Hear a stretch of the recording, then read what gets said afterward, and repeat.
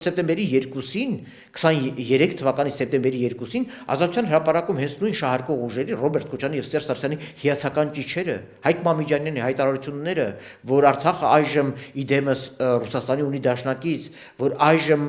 արդեն Ստեփանակերտը հակադրվելու է Երևանի քաղաքականությանը։ Իրենք են պահանջել, որ առանձնանա այս խնդիրները։ Իրենք են ամեն ինչ արել, որ Ստեփանակերտը Հայաստանի հետ նույն օրակարգը չունենա։ Հիմա տապալել են ամեն ինչ, կործանել են Արցախը, կամ լավ, ես չեմ ուզում ամբողջ պատասխանատվությունը իրենց վրա դնել, նպաստել են Արցախի կործանմանը։ Ու հիմա շուռ են եկել եւ ասում են Հայաստանը ինչու իր օրակարգում չունի այս խնդիրը։ Դուք եք դրան տարել։ Մինչև սեպտեմբերի 19-ի հարձակում ձեր երազանքն է եղել, որ պաշտոնական Երևանը որևէ առնչություն չունենա Արցախի հետ, որտեղ Արցախում իրենց նշանակած ուժերն էին իշխանության։ Իրենք էին ասում շուտով բեկում կլինի։ Սա եղել է այդ նույն շահարկող քաղաքական շրջանակի ուրեմն հայտարարությունները։ Իրենք են ուզեցել, որ պաշտոնական Երևանը որևէ ձևով չկանխորոշի Արցախի խնդիրը։